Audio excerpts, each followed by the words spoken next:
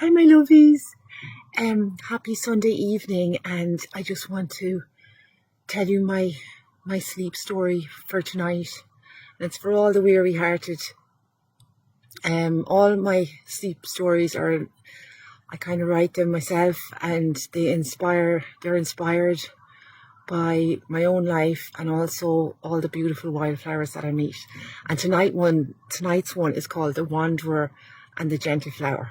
Okay.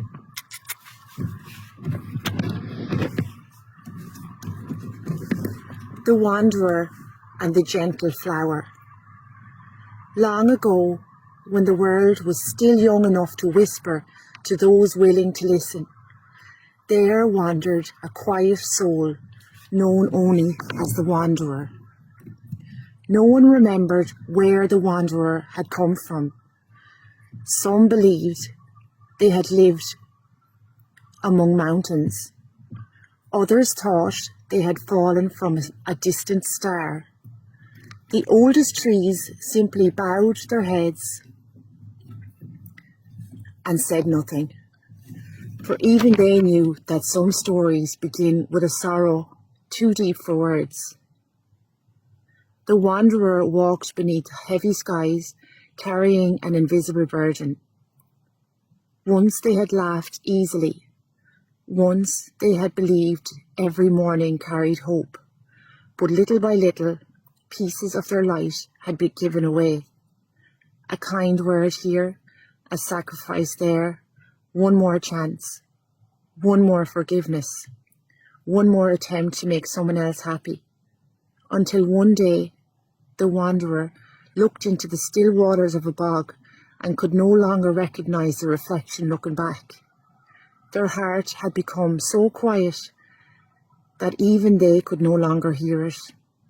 So they wandered across forests, across rivers, across ancient peatlands where thousands of years slept beneath their feet.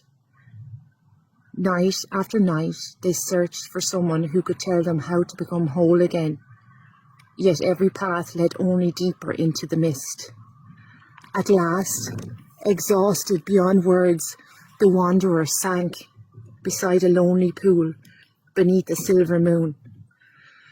"I cannot carry this any longer," they whispered.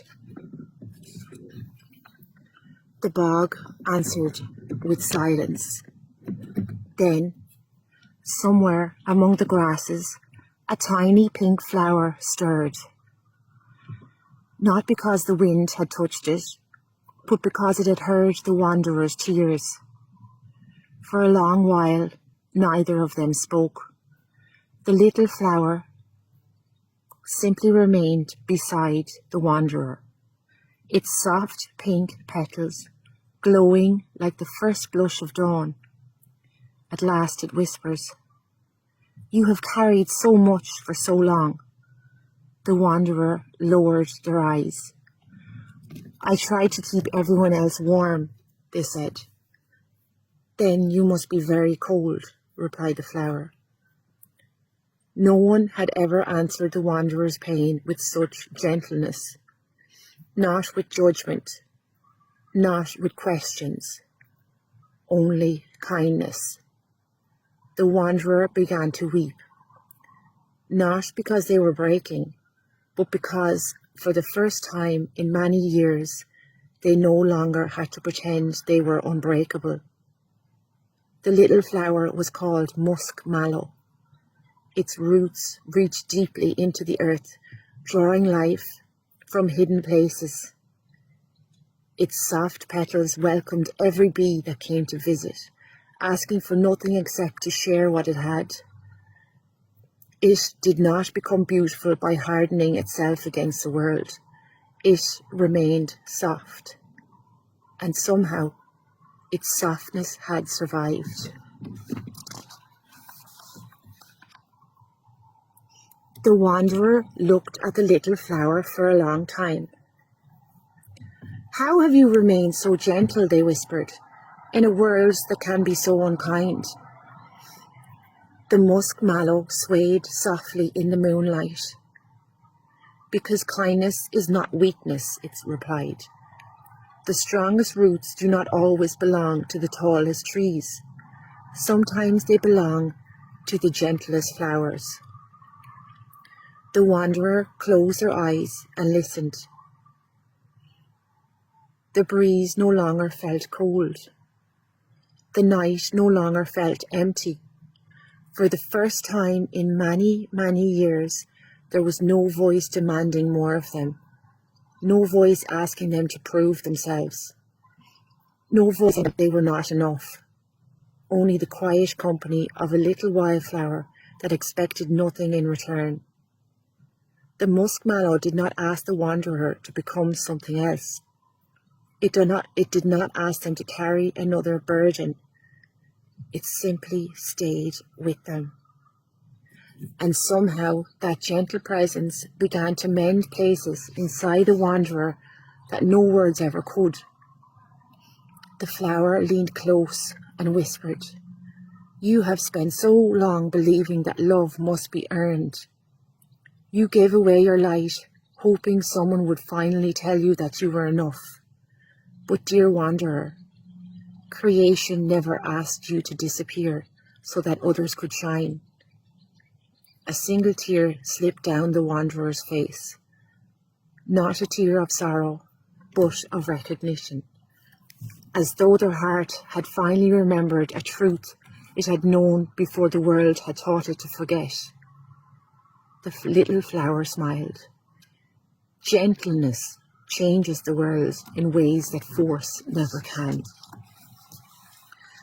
A harsh wind may bend a tree for a moment, but a lifetime of kindness can awaken a sleeping heart. The wanderer placed a hand upon the soft petals. For the first time in what felt like forever, they felt warmth. Not because the world had changed, not because every wound had vanished, but because they had discovered that hope does not always arrive with thunder. Sometimes hope arrives as a tiny pink flower waiting quietly beside a lonely soul. The moon drifted higher into the sky. The bog wrapped itself in a silver mist. The reeds sang softly in the night breeze. And beneath the watchful stars, the wanderer fell into the deepest sleep they had known in many years. The musk mallow remained beside them all night until dawn, keeping a silent watch. For that is the gift of gentleness. It does not force. It does not demand. It does not wound. It simply stays until a heart remembers how to bloom again. And if one day you find yourself walking through an old bog beneath the silver moon, and you notice a single musk mallow swaying gently in the evening breeze, perhaps pause for a moment, sit beside it, lay down the burdens you have carried for too long, and remember, the gentlest hearts are often the strongest of all.